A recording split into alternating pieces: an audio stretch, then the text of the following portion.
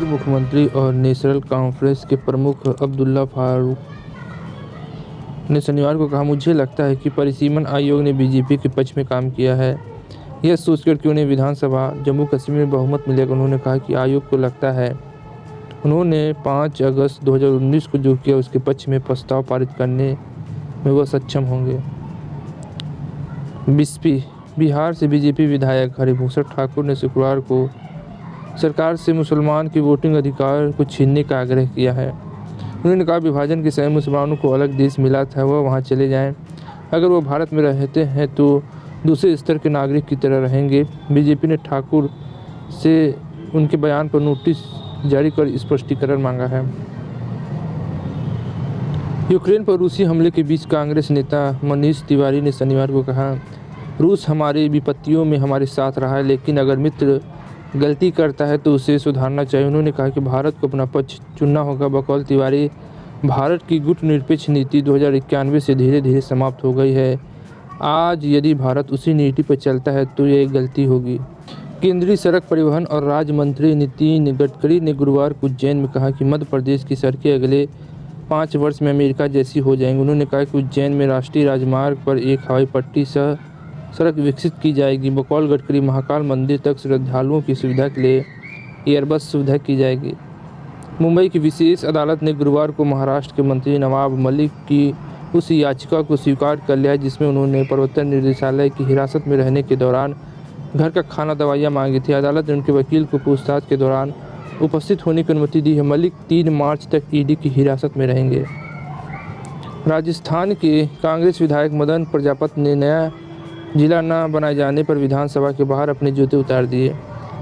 प्रजापति ने बजट के लिए मुख्यमंत्री अशोक गहलोत का आभार जताया और आगे कहा कि 36 समुदायों की जरूरत मांगों को नज़रअंदाज किया गया है। बकौल प्रजापति, जब तक बालातारा को जिला बनाने की मांग पूरी नहीं होती है वह जूते नहीं पहनेंगे। रूस के यूक्रेन पर हमला करने के बाद रक्षा मंत्री राजनाथ सिंह ने कहा कि युद्ध की स्थिति पैदा नहीं होनी चाहिए। बकौल रक्षा मंत्री, भारत शांति चाहता है और बातचीत के लिए इसका हल निकाला जाना चाहिए। उन्होंने आगे कहा कि केंद्र सरकार ने यूक्रेन में प्लेन भेजे हैं लेकिन वहां अभी भी उतर नहीं पा रहे हैं। प्रधानमंत्री नरेंद्र मोदी ने प्रयागराज में कहा कि जैसे ही सपा ईवीएम को गाली देने लगे समझ जाए कि उनका खेल खत्म हो चुका है। उन्होंने कहा, मुझे किसी ने मैसेज दिया, मुझे लगता है कि जब 5वां छठा चरण होगा तब ईवीएम को गाली देना शुरू कर देंगे। लेकिन इस बार तो उन्होंने 4थे चरण में ईवीएम को गाली देना शुरू कर दिया है। प्रधानमंत्री नरेंद्र मोदी ने गुरुवार को प्रयागराज में एक जनसभा को कहा कि साल 2019 में मक्का में 2 करोड़ से ज़्यादा लोग हज करने गए। ईसाइयों के पवित्र स्थान वैटिकन सिटी में 1 करोड़ लोग गए। इन देशों ने भक्तों के लिए बेहतरीन और आधुनिक सुविधा तैयार की। बकौल प्रधानमंत्री, हम भी उसी दिशा में काम करें तो उसे सांप्रदायिक चश्मे से देखते हैं। प्रवर्तन निदेशालय ईडी ने दाऊद इब्राहिम मनी लॉन्ड्रिंग मामले में नवाब मलिक के भाई कप्तान मलिक को समन भेजा है।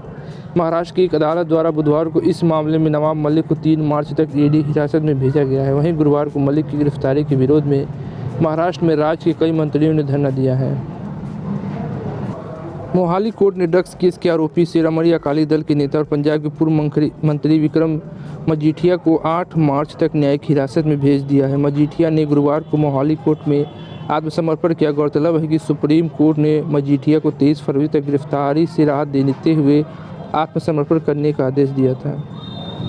कांग्रेस प्रवक्ता और रणजीत सुरजेवाला ने कहा कि हर मुश्किल वक्त में मुंह फेर लेना और चुप्पी साध लेना ही मोदी सरकार की आदत बन गई है। उन्होंने कहा, भारत सरकार का कहना है कि यूके में फंसे 20,000 भारतीय जहां हैं वहीं रहे क्योंकि सरकार अभी चुनाव में व्यस्त है। क्या मुश्किल में लोगों से मुंह मोड़ लेना ही मोदी मॉडल का समाधान है? तो आज के लिए बस इतना ही, फिर मिलते हैं नई वीडियो में। जय हिंद, जय भारत।